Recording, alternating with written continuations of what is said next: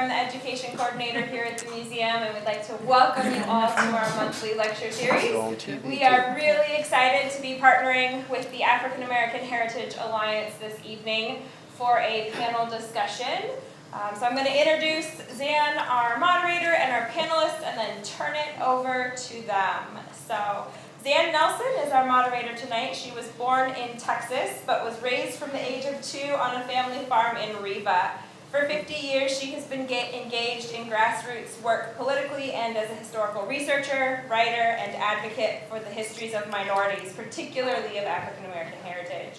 She is the founder of the organization Writing the Record. And then our panelists this evening are Angela Chapman. Angie is a native and lifelong resident of Culpeper, a direct descendant of the Payne family of 121 West Piedmont Street, and a Culpeper County High School class of 1975 graduate. She is passionate and loves history and genealogy. Researching local African American history, she's a member of the African American Heritage Alliance Group and contributes to Write the Record. Next at the table is Charles Jameson. Charles was born and raised in Culpeper, and after service in the Vietnam War, he returned to raise his family. He's very engaged in the support of knowing one's history and advocate for human rights regardless of differences. Then we have, Dorothy. I just met Dorothy tonight, so sorry. She was born and raised in Madison County. She graduated from George Washington Carver Regional High School in 1965. After a living in California for a while, she is back in her hometown and serves on the board of the Madison County African American Historical Association. And that leaves Jane on the end there. Jane is a native of Rappahannock County and moved to Culpeper with her family when she was a 10th grader. She attended Carver High School. She graduated in 1965 as well and attended Virginia State College in Petersburg, graduating in 1970. She began teaching in Culpeper in 1970 and continued for 31 years, retiring in 2001. So without further ado, Zan, I'm going to turn it over to you. Okay, thanks, Kristen. So I also would say good evening. There we go. We're so happy that you all decided to join us this evening. It's our hope that you will go home with some new information to ponder. And before we get started, I do want to recognize another member of the African American Heritage Alliance, Shelley Tutt, who is currently our president. She ran up to the airport today and ran back so that she could get here on time. So my job is just to kind of set the stage for the panelists, and you're just going to love hearing what they have to say. So after the passing of the 13th Amendment abolishing slavery, there was much to be done to bring some 4 million people out of a life of deprivation and into a life of freedom and the ability to become a self-sustaining citizen. There were many elements and obstacles to consider, but in the minds of most newly freed individuals, the priority was education. And I think that's, if you go home with nothing else tonight, think of that and think of what it was like to be thrown into the deep end of the freedom pool with no preparation. It's inspiring. The Freedmen's Bureau was established schools for blacks, and Culpeper was no exception, as early as 1866. And Virginia mandated public schools for all, though segregated, by 1870. Leaders here, such as Lewis Marshall, who was Mortimer Marshall's father, and Reverend Willis Madden, not only pressed the county for more schools, but demanded that the black population work harder to send their children to school. And you may not know, but the duration of those first few school years was really only a few months, because so many of those children were required back on the farm during planting season and again during harvesting. And that was true of the white children as well. As the century turned, the white schools advanced in numbers of locations and teachers. And I brought with me, in case you didn't see it on Facebook, thanks to Angie blowing it up, I brought with me the page out of Eugene Shields' book that has a chart on it. And it's a very illuminating chart as far as, and it does several years, as far as how many schools there were, how many students attended. It's pretty remarkable.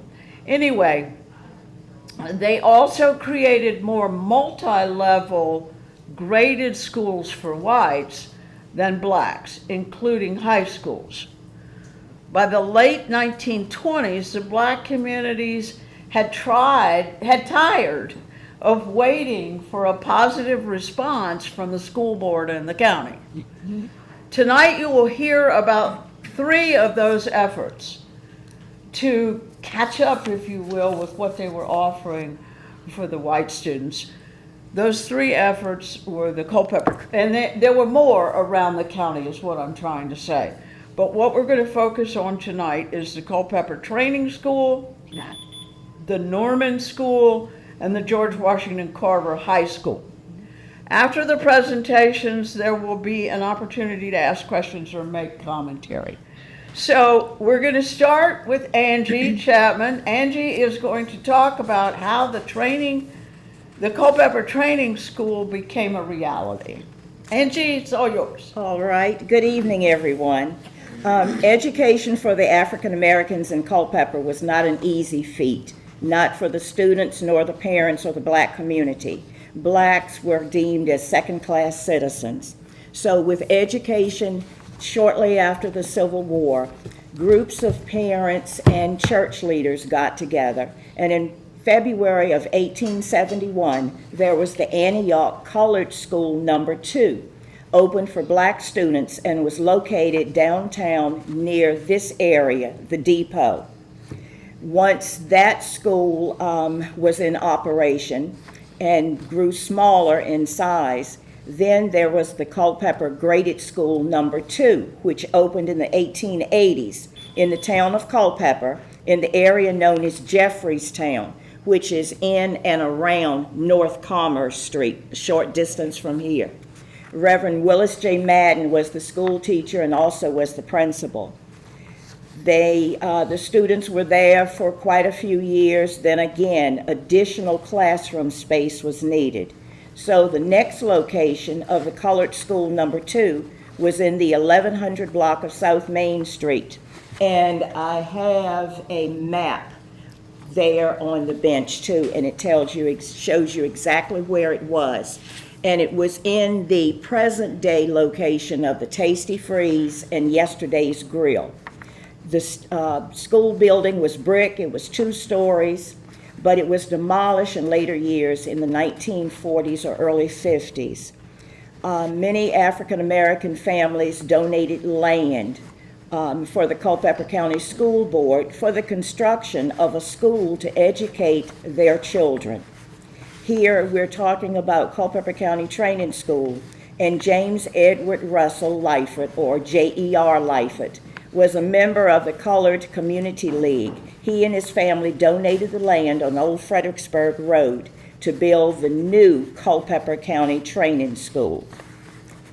Lyford's land was conveyed approximately 3 acres to the Culpeper County School Board on the condition that the county build a school to provide an education for African American students.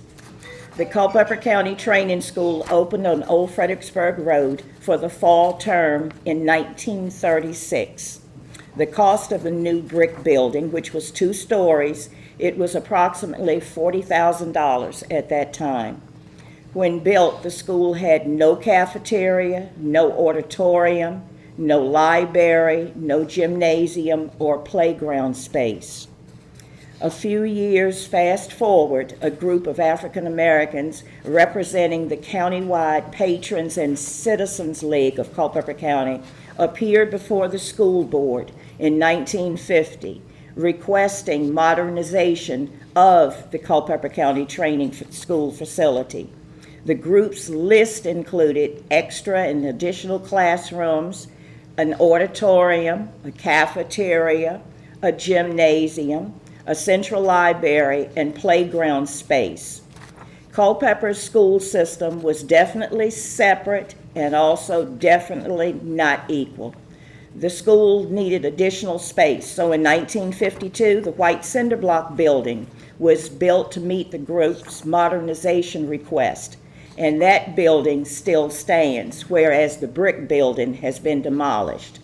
Additional requests were also made for the remaining black elementary schools in the county, as well as additional teachers and a 12-year program of instruction at George Washington Carver High School.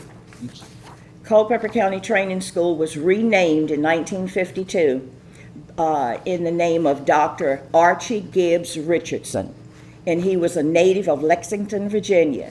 He was the Associate Director of the Secondary Education Division in the Virginia Department of Education, and he was the highest ranking African American in the Virginia state government in 1936. Prior to 1952, elementary school graduations were held at Mount Olivet, not Mount Olive in Whiteshop, but Mount Olivet Baptist Church, which is the present day of Med Express, which is located on South Main Street. They also had graduations at Antioch Baptist Church in town and the Fairfax Theater, which is found on East Davis Street, and that building is still standing. Elementary graduations were also held at George Washington Carver Regional High School after the school opened in 1948. The school buses transported in January of 1992 the old A.G. Richardson students to the new A.G. Richardson building, which is currently located on Route 15 South, right behind Pearl Sample. And school only provided education at that time from the first grade through the 7th grade. There was very limited so-called high school education prior to 1948. Students wanting to seek a high school education were forced to go outside of the area in which parents had to pay out of their pocket for room and board, the educational cost. Most parents could not afford that and did not have the means. If they did, the family usually went to Manassas, Washington, D.C., or even Pennsylvania, where they had relatives. Angie, thank you. You're quite welcome. And so if you've got questions, please keep them in your brain, and afterwards you can ask those questions of Angie or others. So now Charles is going to talk about pretty much the same time period, but for a county school, the Norman School. Charles? Okay. Well, education is something so important that it was fought for. To begin with, I did not attend Norman School. I attended A.G. Richardson Elementary School, which was the new Culpeper Training School, starting around 1953. The old building is gone on Old Fredericksburg Road, but I remember it well. It was more or less 5th through 7th grade when I attended there, and the building that is there now, still standing on Old Fredericksburg Road, houses Head Start. I would like to read a little something. I'm not going to go into too much about Archie G. Richardson, but I found it very interesting when I learned of why the school was named after him. He was born in Lexington, Virginia, April 4th, 1904. Because there were few high schools for African Americans in Virginia, Richardson's parents sent him to the high school at the Virginia Normal and Industrial Institute at Petersburg, where he completed the program in 1923. He received a BA degree from Virginia Normal and Industrial Institute, Petersburg, in June 1927. The MS degree in education from Butler University, Indianapolis, Indiana in June of 1939, and was granted the degree of Doctor of Education at Columbia University, New York in 1946. I won't go into all this other stuff, but the career that he had at all the different schools that he taught at, and how did Virginia explain educational public policy during the era of legal segregation. Archie Richardson's main responsibility during his tenure with the Department of Education was that of official spokesman to the African American community for the state of Virginia. Okay, now on to the Norman Rosenwald School. I would like to thank Friends and the Culpeper Museum for bringing forward these unknown stories, even to descendants.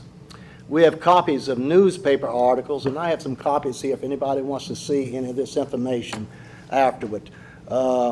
Newspaper articles from the Virginia Star, starting on September 5th, 1929, stating a committee of colored citizens from Norman appeared before the Board of Supervisors in reference to the need of a new school for colored children in the community, and stated that through the efforts of the Community League formed there, $1,000 had been raised, and the sum of $500 more could be obtained from the Rosenwald Fund. $1,000 in 1929 was quite a bit of money. In order to obtain help from this fund, they had raised $1,000 and the sum of $500 more could be obtained from the Rosenwald Fund. In order to obtain help from this fund, it was necessary to build a schoolhouse according to Rosenwald specifications, which, among other things, called for a school tract of 2 acres of land. Then on December 19th, 1929, we have a newspaper article showing Ewell H. and Josephine Tutt of a deed of bargain to Culpeper County School Board, 2 acres of land at Norman to be used as location for a new colored school. Then the next article, 3.5 years later, on May 11th, 1933, it was decided to build a school for the colored children at Norman during the summer. Superintendent Hendrick commented the action of the patrons of the Norman School who had raised money towards providing better school facilities at that place. The descendants of the Norman Rosenwald School and the Culpeper Museum will be installing a marker later this year to tell this story. When I left A.G. Richardson Elementary School in 1960 for George Washington Carver Regional High School, my mother, who had such a beautiful handwriting and took care of most family finances, told me she would not be able to help me as much anymore because she had only gone to the 8th grade, which really at that time I didn't really understand. Charles, thank you very much. And I think it's important to pause here just a moment and make sure that you all understand these time frames. 1929 to 1936 for the Culpeper Training School. 1929 to what did you say, 1933? Yes. For the Norman School. And there were other, as I mentioned before, there are other schools. What was going on during that time period? Depression. Yes. Yes, the National Depression, and yet these people That's the real issue. raised the money, they gave the land. Because the title of our program is Dedication to Education. Mm-hmm. And so I just wanted to remind you that this is a big feat no matter what, but in the middle of that depression, it was probably thought to be impossible, but it wasn't. It wasn't. Yeah, I'd just like to say, I saw a Culpeper National Bank, the beginning, opening all of their money that had been deposited. It was like $349,000. That was a lot of money back then. But that was the opening bank, $349,000 was a total deposit. So our next panelists, Dorothy Arrington Davis and Jane Pollard, are going to talk to you about how George Washington Carver came to be, and you've heard a little bit from both Angie and Charles. And Charles, you attended I'm a 1965 graduate. 1965 must have been a heck of a class. All 365? All three. And I won't tell you what Jane said about Charles before this program began. Maybe she can share that with you later. But anyway, Dorothy and Jane are going to talk to you about Carver. And Jane, you wanted to talk about the land, so you could start with that, I think. Okay. But anything to talk about Culpeper's, there was a white high school in Culpeper in the early 1900s. It wasn't until 1948 that Carver opened as a high school, and you all can expand on that, as a high school for not just Culpeper, but for 4 counties. And it started out as 5 counties. Greene County was included, and they decided to go to Albemarle. It would be a shorter traveling distance. Okay. I guess I'm it. I'm sorry about the train. That's all right. I'll let the train have its moment. I can be loud, but I'm not going to compete with that. Okay. All right then. My name, as Zan said, is Jane Pollard, and I'm originally from Rappahannock County. So when I came to Carver in 1963, I had already attended a Rosenwald school in Rappahannock, Scrabble Elementary School, 1st grade through 7th grade. And I grew up hearing my mother talk about how she and her siblings, who lived in Madison County at the time, in Peola Mills, they attended the school in Peola Mills. They walked to school every day. The school, as I understand, no longer stands, but and I never saw the site, but I know where Peola Mills is. And my grandfather, Samuel Wright, was one of the members of the committee from Rappahannock County that was formed to contribute, to raise and contribute funds to the building of Carver High School. In each of the 4 counties, there were groups of parents and the respective church members in those counties who realized they were like-minded in wanting to have their children go beyond 7th grade and achieve an education. They wanted them to have the opportunity to grow. And that's what any parent wants for their child or children. They want them to go a little bit farther than they did. And so from a child, that was instilled in my siblings and me. And I didn't realize, is another thing I didn't realize was, and my parents didn't talk about this, but they were members of the group of parents in Rappahannock County who were part of this little committee, and they didn't do monumental things, but they did consistent little things. A lawn party here, a church social there. At every meeting, dues were paid.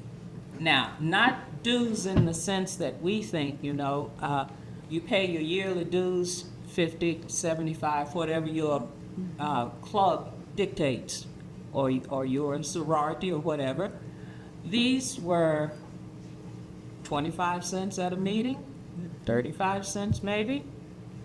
The churches had lawn parties in the summer. It's a big thing. Sell a hot dog here, have a cake walk, and the ladies of the church bake the cakes, and I think you could buy a little ticket for a quarter, but those things mounted up. And from those little savings, the core foundation of funds grew. And in each of the 4 counties, this was going on, very quietly, very discreetly. And listening to Angie, this was Depression era funds, post-World War II funds. So no one was really wealthy per se. but they were determined. And that's the key word. They were determined. My grandfather, Samuel Wright, and here again, I did not know this until my oldest brother and I were having a conversation about 3 years ago during the summer when he was home from Texas. He said, well, you know, Papa went to Philadelphia every winter to work in the steel mills. And he went on to explain, well, that's how Uncle William, our mother's youngest brother, got the money to attend the Manassas Training School. And the oldest female cousin on my mother's side of the family went to the Manassas Training School 1 year.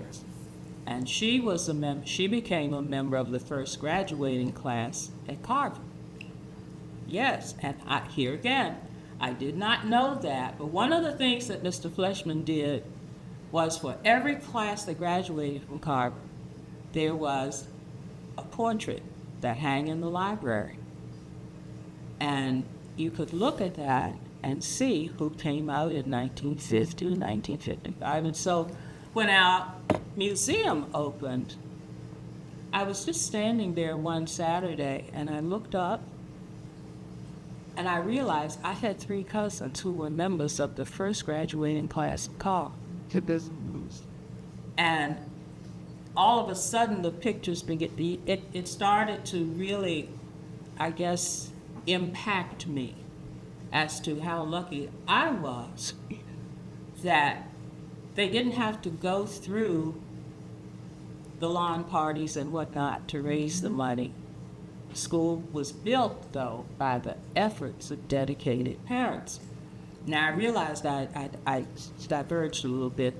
The land on which Carver stands now was part of the land owned by Mr. Noah Price. He was a farmer, lived in Afghan, and 111.79 acres, I think, was given to that group of parents to build George Washington Carver Regional High School.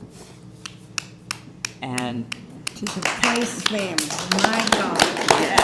yes, and one of the first English teachers at Carver was Mr. Price's daughter, Viola. And she taught there until the school closed. And Ms. Viola Price Blair's daughter, their only child, graduated with Dorothy, Charles, and me, the class of First grade together, first grade. 1965. Yes. First grade together. Right. Yes, and when I came to Carver, it was a totally new experience for me, coming from a 2-room school to many rooms. And if you know where Slate Mills is in Rappahannock County, then you can understand how long I was on the bus. Oh, yeah. I remember that bus ride because it wasn't just come straight out of Slate Mills down 522, come to the light on Main Street and head on out to Carver. It was around and around and around. And my dad drove the bus. When I started school in 1953, Daddy was driving the bus, so it was like, hey, I'm on the bus with Daddy. But first, after he picked up everyone that was the first load, he went to Scrabble and let us off. And then he went to Woodville, through Sperryville, all the way to Huntley. And yes, he went to Huntley and picked up the students there. Huntley, Flint Hill, Little Washington, and then the elementary and high school students in Sperryville and Woodville came back to Scrabble, dropped off the elementary school students, and then proceeded to Carver. We had good bus drivers, but lousy buses. Yeah. And some, I didn't mind riding the bus in the winter, in the summer and fall, but in the winter, it was a whole different story because you couldn't always depend on heat. And I would be very glad to get the Carver and just stand by the radiator to warm up. Yeah, but I am ever so grateful for George Washington Carver Regional High School. I got to meet some wonderful people. I had some wonderful, dedicated teachers. And they were strict, but then again, they had to be. Because they had already faced things that we knew nothing about. Right. And when they told us, you can do this, they didn't back down from this. They didn't accept, well, I don't think I can do this. Yes, you can. Try. Give it your best. No slacking. Great. They had a high standard, and they held us to that high standard. They were not afraid to visit you at home. Hello.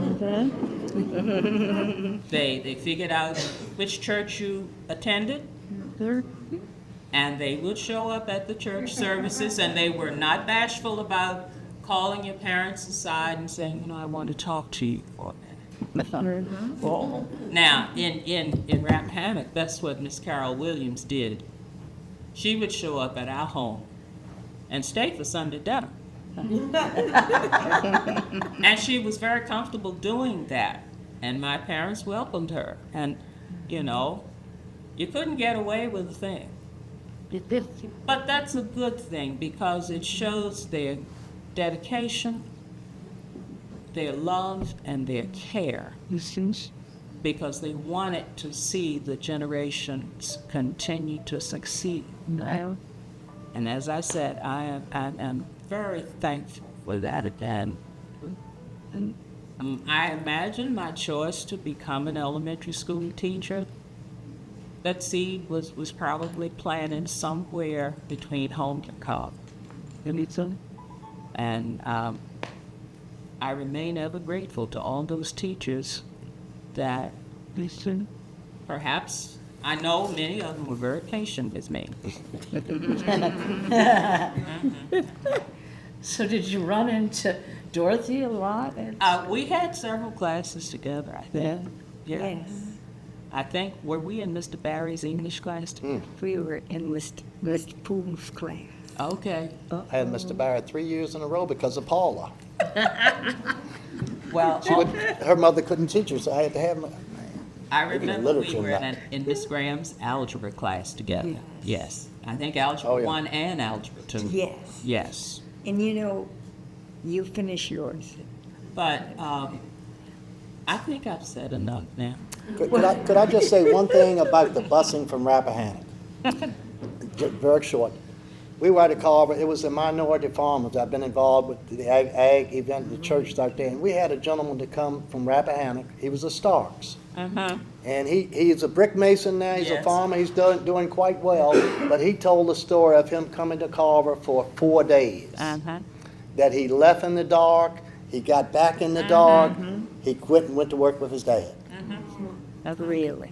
And just as Zan said, many of the boys, especially from Rappahannock County, I remember, is their father worked on a farm, or especially it worked in one of the farms that had an orchard.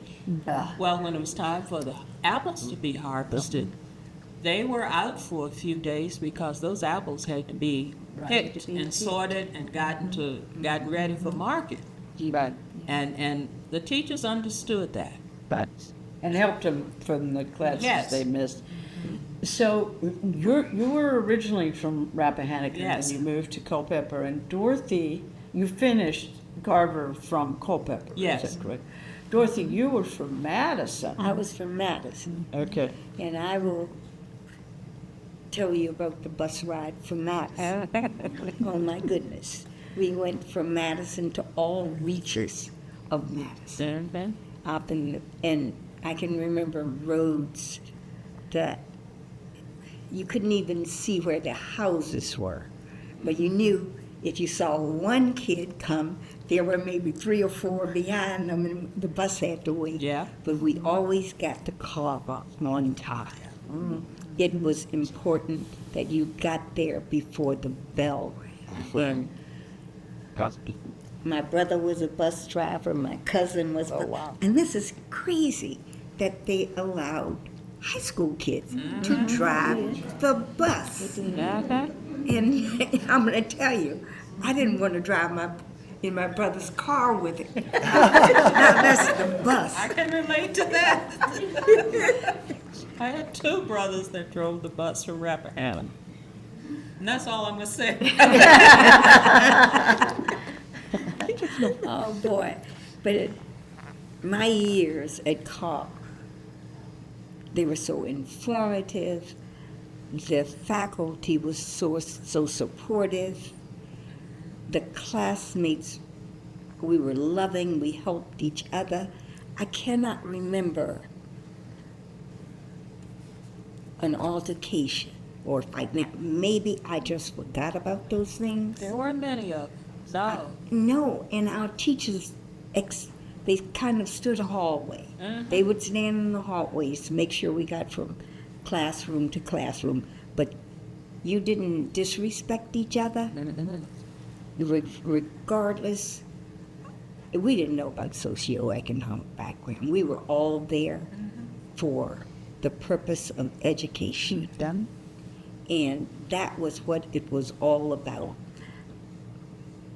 I wanted to, my father and mother were on that committee for Madison, along with the Garnetts, the Washingtons, I think Beasley families. At any rate, they were so,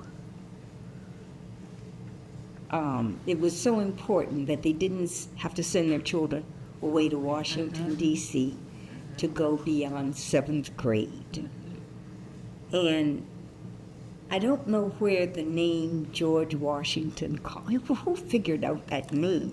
The members of that made up the 4 counties, the members of that committee, the name that I guess the school board officials had chosen for Carver after the school was built, they wanted to call it Cedar Mountain High School. Yes, and members of the group said, no, we will name our school. We are going to name it George Washington Carver Regional High School. And I think, I'm almost certain that George Washington Carver was chosen because of the agricultural aspect of it. And the link with Virginia State College and its agricultural department. Dr. O.R. Johnson, who was was part of the educational. First ag teacher. He was the agriculture teacher, and he had attended Virginia State. Hence the first, the Future Farmers, the New Farmers of America chapter that emerged and grew at Carver was named the O.R. Johnson chapter. And the boys wore their black jackets. The jacket was black, and the name was written in gold. Anderson. O.R. Johnson chapter. And he went back to Virginia State to become the head of the agriculture department there when he left Carver. Yes, he did. Well, thinking about George Washington Carver, the inventor, one of America's greatest inventors, is an agricultural scientist. And his work in plants and the diagnosis of disease in plants was just astonishing.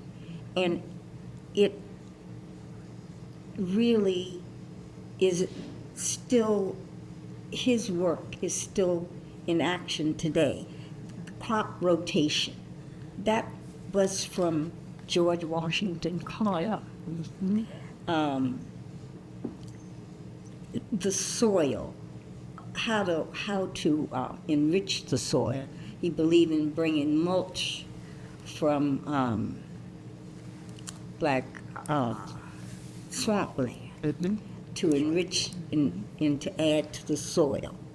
So this man was so far ahead of his time at understanding the use of peanuts and rotating peanuts and cotton. And first off, he was accepted at the school. I can't recall the name of that Tuskegee. No, No, in Kansas? Highland College, but he was unaccepted. Yeah, was it in Kansas or somewhere like that? I think that. Kansas? Yes, Yes. at any rate, he was accepted. But when he got there, he was a black man, and they unaccepted. They sent him, yes, so they sent him back. So he's continued his work on plants and the diseases of plants. And eventually, he started to Iowa, which is now Iowa State University. It was Iowa Agricultural College at the time. And he was the first African American to receive a Bachelor's of Science degree. 2 years later, he received his Master's of Science, again, from Iowa State University. And he was offered many positions, and he chose a position with Booker T. Washington at Tuskegee Institute, now known as Tuskegee University. And they say he had to have 2 dorm rooms, one for himself and one for his plants. And that was, he had to have the 2 dorm rooms. So he said to the people who were, you're depleting your land by continuously planting cotton.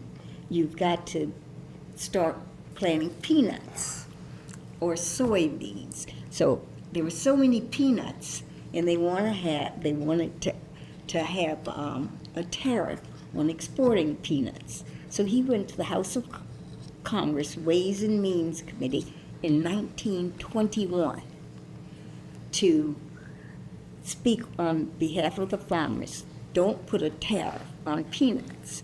And he started the peanut paste and peanut butter, even though someone else trademarked peanut butter. So if you look on Google, they say he didn't invent peanut butter. However, we know better. But this man, all of his work with soil and conservation remains today. And today, the United States is known as the bread basket of the world because of George Washington Carver. So, this being an agricultural community, what a befitting name. Yes. I don't think our parents or whoever thought of the name could have thought of a better name. And Carver, it's short, Carver. And as a graduate from Carver, it was just amazing. Our teachers were so supportive, didn't take no stuff now. You had to be on class on time. You better bring your homework, or, I can't recall a detention because we couldn't stay after school. No. My bus ride, and I was in Madison, my bus ride was like an hour and a half to 2 hours. I stopped trying to figure out how long that was. So I've got a question for you, Dorothy, because you and I've talked quite a bit. If you had to name one thing about Carver that you remember, that you wanted to share, what would it be? My lifelong friendships, my classmates. I've kept in touch with Charles and Jane, Paula from her entire lifetime, Betty, until her passing.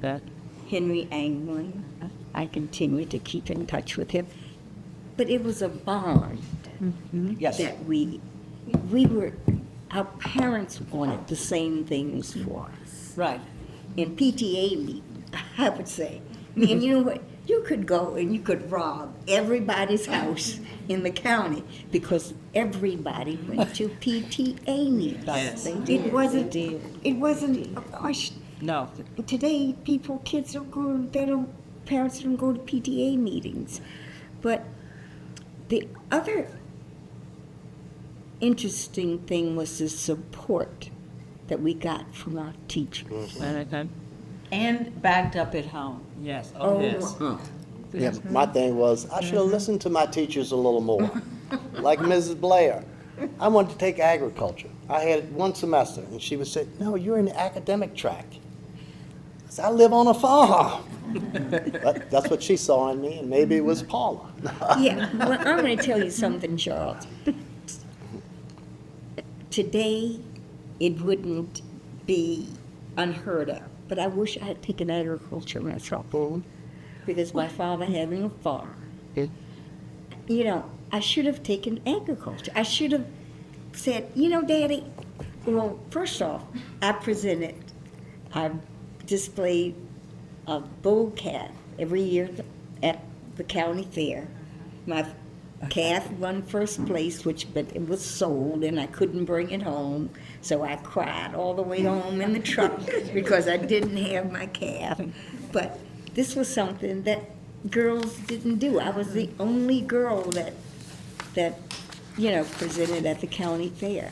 But did one of you all tell me that the boys took home ec and the girls took shop? Yes, I took shop. Was it a semester or something like that we I did think it that? was a Or 8 semester. weeks or something like that. It was something Yeah, I but can you remember. had to learn how to press a shirt Yes. and make a bed. Can't remember. I can remember. And make a bed. It was 8th grade or something, a long time ago. Sew on a button. Yes. And, I think I had to learn how to make the screw, do a nail, and that was, but the teachers prepared us for life. Yes, yes. They prepared us to be contributing citizens. They taught us about voting. Yes. And let's talk about voting. A lot of people don't vote today. And it wasn't, you didn't have to register now. I think you can get to register. We didn't have driver's ed, I don't remember. No. No, we didn't have driver's I ed. don't think anybody had drivers ed. Yeah, but we were taught in civics class, not in civics, economics class, and in history class. You need to vote. Right. And, these are the things, and how a bill becomes a law. Yeah. We were taught these things, and we were so excited to learn how government worked, how communities worked.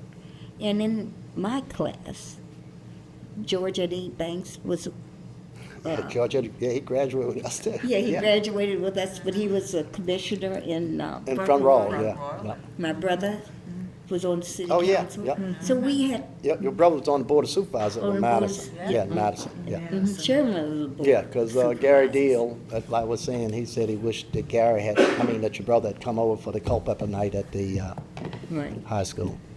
Well, I wish that I had taken Yeah. agriculture. And Mr. Fleshman, oh my goodness, he was someone to really admire and Yep, like. oh, yeah. Yeah. But Mrs. Blair taught us everything we needed to know. How to apply to college. How to write a letter. How to write a letter of thank you. How to, How to speak. how to speak. How to hold your audience. And attention. Appreciation of poetry. And we didn't tease each other. That wasn't accepted.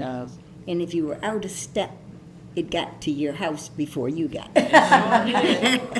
And, so I must say it was a wholesome environment. was. Not to speak of the classwork, of course, history, French, chemistry, algebra, geometry. These were classes that in my nursing education was like, I got this. You know, I learned this in high school. You know? Academic track. Yeah, Ms. it Blair. was just, I never felt after leaving Carver that I wasn't prepared to deal with the world. Yep. It was never, ever did I stand up to the kids that went to Dunbar High School, these big academic high schools in Washington, D.C. No, I got this. You know. We want to give the audience a little time to ask you questions, but one of the things that has always been evident to me is the community of Carver. It's a community of parents and teachers and students, and they would do anything to provide you that level of academic education, but also that level, that sense of accountability. And as you said, they were preparing you, even if you didn't understand what they were preparing you for. And there were all the sports teams and Right. and the Carver band. The band was Carver marching amazing. band I was a major absolutely spectacular. and Wow. cheerleader, and I participated in everything. Probably this should have is spent more something- time studying. Yeah, this is something that was really major about Carver that people do not understand. With it being a 4-county school, it had a lot of students. Yeah. We went to Parker Gray in Alexandria, Huffman Boston in Arlington, Richmond, and we went to big schools. We really did. It was like, our guys couldn't get back and forth to get the bus to get to these games, half of them. About how many people do you think were in your 1965 graduating class? 69. Was it 69? I thought it was 90. No, it was It 69. was 69 in the class only, and it was 90 in the class. It was not, okay. 69 graduates. 69, right, okay. But we started out with 200 and some kids. But because of integration in our last year, we lost a lot of them. Yeah. So it was, as you were going through school, it was a larger class, but then by the time we got to having graduated, Yeah. I had peeled off for various Yes. reasons. Yeah. Yeah. Really, and there were some that I thought I had graduated with, and then with getting involved with the alumni, some of them might have been there a year or two after me, and I said, I thought they graduated with me or something. Thunder has a question. Ms. Ruffin, can you tell me about your elementary school? I went to And the school? Madison Elementary School to 7th grade. And it was that new school, which is now the administrative building. So we had that, we really did have, they had a nice, brand-new Madison Elementary School. And Reverend Wheeler was our principal. Oh, what a wonderful person. We had wonderful teachers. That was, Because you're so dedicated to what they were doing. they were. Had purpose. Yeah. Anybody else have a question or comment? No? Oh, there we go. In Indianapolis, when Boston went in for integration, and we were talking with one of the girls that taught, that went to Christmas Annex, and she was a teacher there also. And she thought that their education was so much better before Boston, because of what you're talking about. The teachers were very well educated, probably more so than they thought the community schools. It's dedicated students. So, they get some things that you lose. Yes, Yes. yes. That's true too. Like I said, I wish I had listened to some of my teachers. Anybody, there's another question. I can't help but think about that bus ride. What time did they start in the morning to get all those children to school on time? I remember leaving home Rappahannock. about 6:45. Sure. Yeah. Yeah, I think 6:45. probably about 7 or 7:30 for me. And like I said, the bus route that Daddy had, I'd have to put you in a car and just try to remember all the stops. Because it wasn't just, okay, leave home here at Slate Mills, go straight down until you get to Carlisle Brown's store and make the left and go on up 522 and go that way. It didn't work that way. No, it was little farms was all the way. Little dips and dots, and every time, and I thought about this the other night, when a family had children who graduated from high school, then the bus route changed, and there would be another younger student on the other end of the road, you know, and you'd come back, or he'd make a loop, he'd pick up one child and then make a loop and go left or right. And by the time I got to the 7th grade at Scrabble, there were only 2 boys on 707 that he would go down the road and pick those up, and then he would come back and pick us up, my sister and me at that time, and one of my older brothers. And we would go on up to 231, make the right, and head that way towards Spurville. And believe it or not, we wouldn't pick up the kids from Woodville then. He would take us on to Scrabble and let us off. And the reason he did that, especially in the winter, was that the older boys on the bus were responsible for getting the fires started in the coal stoves, so that when the other load of kids from Woodville and Sperryville came in, and Miss Williams came from Little Washington, the school would be reasonably warm. And you learned a lot. It wasn't whether you liked going to the coal house in the afternoon and getting a scuttle of coal. You did it because you knew as the weather got colder, you would need to already have it inside. You bet. Yeah. That's right. Yes. It sounds like it was such a wonderful experience being at George Washington Carver, and the attitude of the teachers and the other kids, and everything about it was wonderful and congenial. So I wondered about the kids who graduated. And so your last class there was 1968, right? You graduated in 65, but the last class was Last class was 60. There was only 12 students, I believe, they said, in Yeah. 63. They were given the Yeah. choice of Yeah. what they wanted Yes. to graduate Yes. from. Culpeper High School. And so a bunch of them wanted to graduate from Culpeper High School. High school. Yeah. That's what was my question. Yeah. Yes. You know, the one thing that in looking, the Brown versus Board of Education, the Supreme Court passed in 1954. But integration did not get to the 4-county area until 1960.